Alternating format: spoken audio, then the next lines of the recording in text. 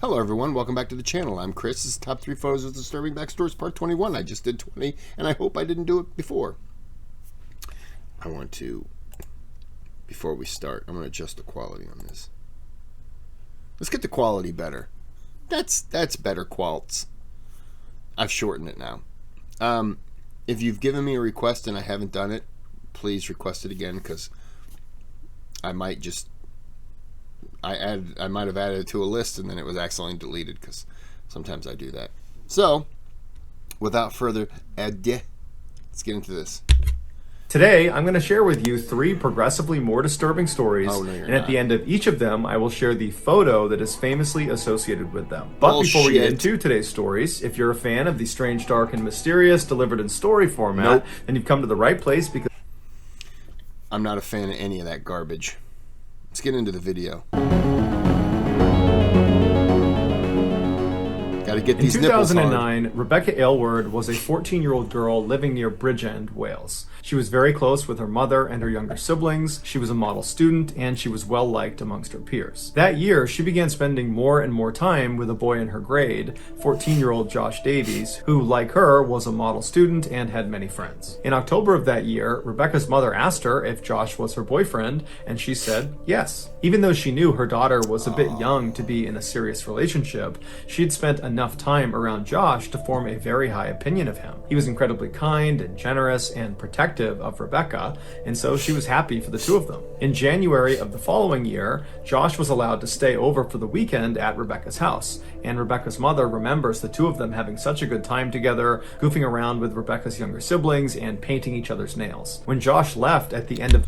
I almost went bow chicka wow wow, and then he said playing around with younger siblings, and then I was just like, I'm glad I didn't do that, because that would have been really creepy. And I'm glad I didn't just say that now. But I didn't say it, so, you know, all's forgiven. That weekend, he told Rebecca that it had been the best weekend of his life. After he left, Rebecca couldn't stop smiling. She was in love. But later that day, Rebecca received a very surprising text message from Josh. He told her he didn't want to be in a relationship with her anymore. Rebecca was crushed, and she tried to get an answer out of Josh as to why he wanted to break it off, but he didn't give her one, and instead, he began spreading horrible rumors about her at school, and then he went around to all of her friends and told them what a horrible person she was. And so for the rest of that school year, that's how it went. Josh just continued to mercilessly bully Rebecca for no reason. And then behind closed doors, Josh would tell his friends that he not only hated Rebecca, that he wanted to kill Rebecca. But none of his friends took it seriously. In fact, one of his friends even told Josh that if he ever killed Rebecca, he would buy him breakfast. Fast forward to the end of 2010, when the next school year began, and Josh's behavior completely changed. Suddenly, he was being nice and caring to Rebecca and showing a genuine interest in her, and Rebecca, even though this guy had abused her for the past better part of a year, she secretly still loved him, and so before long, she allowed him back into her life. About a month later, on the evening of October 22nd, Josh sent Rebecca a Facebook message asking her if she would meet him the following day in the woods near their home. This was a popular hangout spot for teens, and so to Rebecca, this constituted a date. This would be the first official date since their breakup nearly a year ago, and so Rebecca was excited and told him, sure, I'd love to go. And so the next day, Rebecca got up early to put on her makeup and to get ready and get dressed, and then after she was all dolled up, she said bye to her mom and she headed out to meet up with Josh. Shortly after she left, Rebecca's mom got a bad feeling about this meetup, and so she called her daughter and said, hey, stay on the phone with me until you see Josh. And so the two of them chatted until Rebecca made her way to the edge of the woods, and then she says to her mom, oh, I can see Josh, he's walking towards me, everything is totally fine, I love you, and I'll see you later. After she hung up the phone, Joshua walked up to her, said hello, took her hand, and then walked her back into the woods. That morning, Josh had changed his profile picture on Facebook to be an image of the woods where they were having this meeting. And then also that morning, Josh had texted one of his friends and said, you'll be owing me that breakfast soon. And so Josh led Rebecca for quite a while deep into the woods until he came to a stop. And while they were stopped, Rebecca at some point turned to look at something, and with her back to Josh, Josh reached down, grabbed a very heavy rock, and proceeded to beat her to death. Afterwards, Josh called his friends to see what they were up to, and they asked him if he was still with Rebecca. And so Josh is standing over this poor girl's lifeless body, and he says to them, Define with. Later that day, Josh brought his best friend into the woods and showed him Rebecca's body. And then less than 24 hours later, that friend would tell police what Josh had done. During Josh's trial, he was completely unfazed, completely emotionless, and was seen smiling for much of it. He said he didn't kill Rebecca, and in fact, he tried to place the blame on his best friend, but the jury saw through it, they found him guilty, and he was ultimately sentenced to 14 years in prison. To this day, no one knows for sure why Josh killed Rebecca. The only concrete motive anybody can point to is that one of Josh's friends offered him breakfast if he went through with the killing. Here is a photo of Josh with Rebecca. Did that friend ever get in trouble for offering the breakfast? Because wouldn't that be kind of oddly contributing to it? Shortly before he killed her.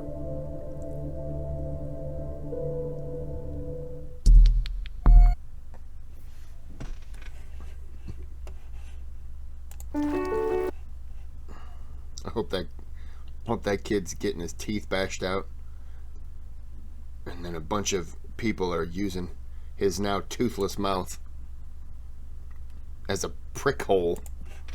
All right, next story. At the start of World War II in 1939, the Kingdom of Yugoslavia did its best to stay neutral and out of the war. But on March 25th, 1941, they finally caved to Nazi pressure and signed a treaty that aligned them with the Nazis. 2 days later, Yugoslavian military leaders who were unhappy with this treaty overthrew their government and installed a new king in hopes he would be able to keep their country out of the war. But upon learning of this coup, Hitler issued a directive that classified this new Yugoslavian government as hostile and ordered its invasion. 10 days later, on April 6th, the Nazis invaded Yugoslavia, and then 11 days after that, Yugoslavia surrendered. But despite their speedy victory, the Nazis struggled to maintain control of the country because of local resistance groups that fought them at every turn. One of the primary resistance groups was called the Partisans. 3 months after the Nazis' invasion, a 15-year-old girl named Lipa Radic and her family, who all lived in Yugoslavia, were arrested by the Nazis. 3 of the men in Lipa's family were members of the Partisans and so had attracted Nazi attention. 20 days later, as the family still sat in jail wondering what the Nazis were going to do to them, undercover partisans broke into the prison and freed them. After getting back home, Lipa, who was totally inspired by the bravery of these partisan warriors, she immediately joined their group. As a partisan, Lipa would serve as a nurse on the front lines, treating and evacuating the wounded, and then at night she would participate in direct combat against the Nazis. By 1943, when Lipa was just 17 years old, she had become a very hardened warrior. In February of that year, Lipa was leading a rescue effort of all these women and children, and she was walking them up a mountainside to a partisan camp when the Nazis came out of nowhere and surrounded them on all 4 sides. And Lipa, who refused to surrender, expended all of her ammunition defending these women and children until she was eventually captured. The Nazis moved Lipa to a nearby village where they viciously interrogated her, demanding that she give up the names and locations of her partisan comrades, but Lipa refused. After 3 more days of unsuccessfully trying to get Lipa to give up information, the Nazis grew frustrated and sentenced her to death. And so later that day, Lipa was marched out to a tree situated next to a train station, and hanging down from one of the branches was a noose, and under the noose was a table. With her hands tied behind her back and only wool socks on her feet, the 17-year-old girl calmly climbed up onto the table and stared down at the crowd. As the noose was being tied around her neck, the Nazi commander gave Lipa one more chance to give up information about her partisan comrades, and if she did that, they would spare her life. The Nazis had brought out a cameraman to document this execution because their plan was they would distribute the pictures all over the country to scare the partisans into submission, that this is what happens if we catch partisans. And so with the cameras flashing away, Lipa famously turned to face this Nazi commander and glared at him and said, "Those who you're asking about will reveal themselves when they wipe out all of you evildoers to the last man." After this, Lipa was hanged. The pictures of her execution were indeed distributed all around the country, but there was no context or story. It was just some partisan being executed by the Nazis. But eventually, Lipa's story about her defiance and her famous last words found their way into the partisan camp, and suddenly those images of her execution took on brand new meaning. They no longer inspired fear like the Nazis were hoping. They inspired courage and pride and a will to keep fighting. When the Nazis discovered this is what that picture now represented, they tried to destroy all of these pictures, but it was too late. Lipa had already become a national hero. Following her death, the partisans continued to fight the Nazis and eventually helped to defeat them. After the war was over, the partisans were recognized as one of the most effective guerrilla forces in the entire war. On December 20th, 1951, Lipa was posthumously awarded the second highest military award in Yugoslavia, called the Order of the National Hero. Here is the photo of Lipa glaring at that Nazi commander after she's just told him her comrades are going to kill him. How could you have been a member of that group, and you've just been told what she said? She's a 17-year-old, for one, and she is a woman, girl. Like, how can you not look at that and think, okay, I mean, that's like she's a martyr for the cause of defeating the Nazis. And sometimes, you know, they think some governments and stuff like that think that they can put things out like this that will be like a propaganda victory and put fear into places, but you don't need much sometimes for inspiration to make people go against you. And just look at her face. There's no fear of death there. The only thing that I see is fear, in a way, and it's not even fear. It's upset that she's not going to see those people killed. That's what I see in her face. She should have a statue in a movie.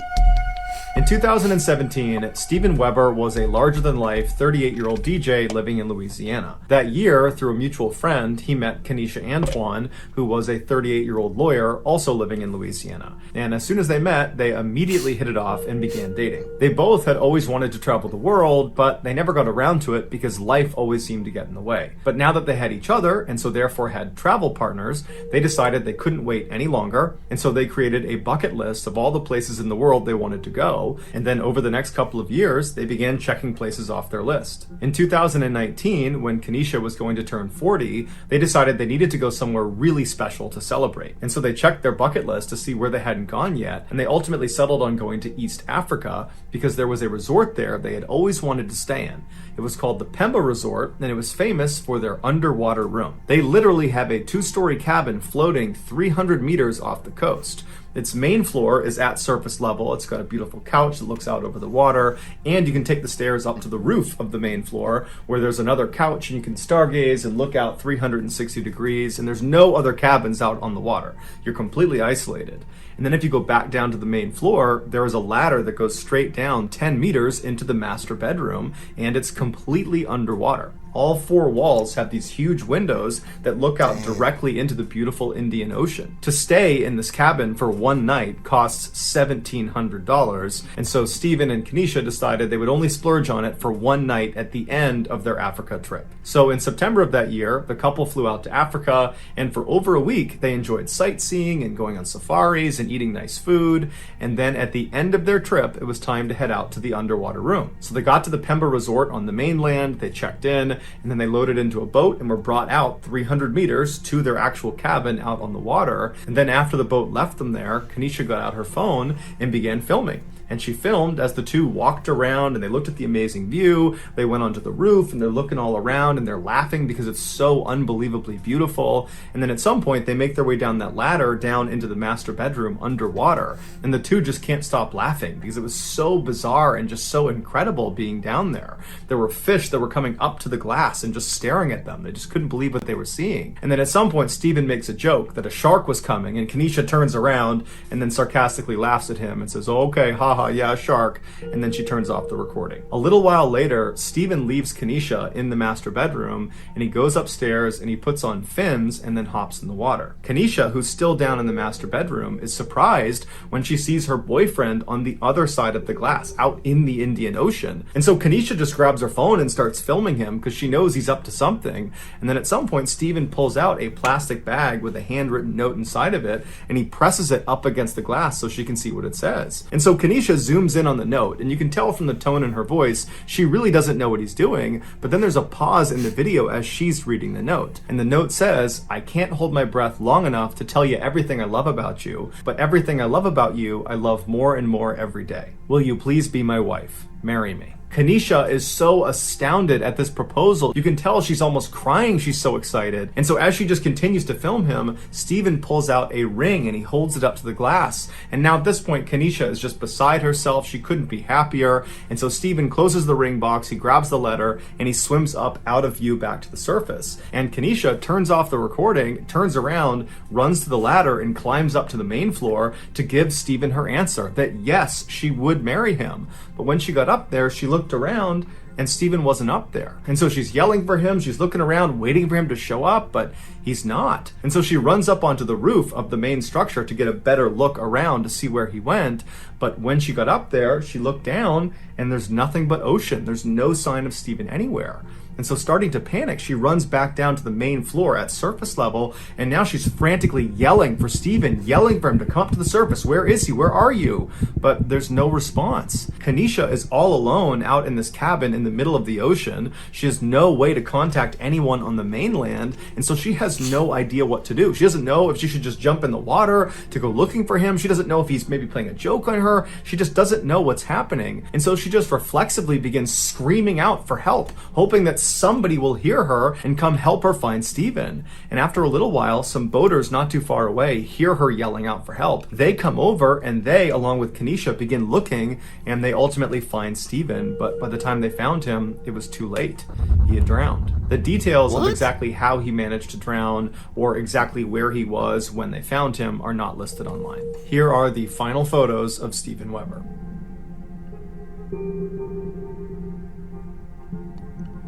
Was he just under for too long? Oh, wow. So that's going to do it, guys. If you found the secret in today's... Oh, that's got to be heartbreaking. Oh, wow. Wow, that sucks.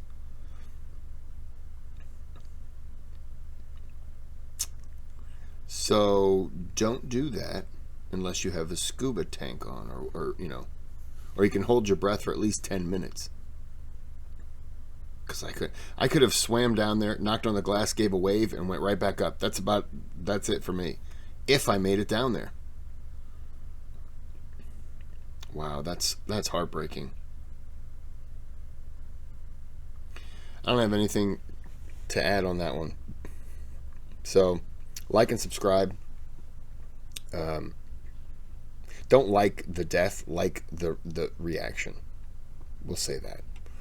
And if you've made it this far, if you like and subscribe, I'll send you out, a personal autographed man bra that I don't wear, but I'll get one. I'll wear that bitch, and then I'll send it to you. So think about that as a threat. Have a good day. Have a good night.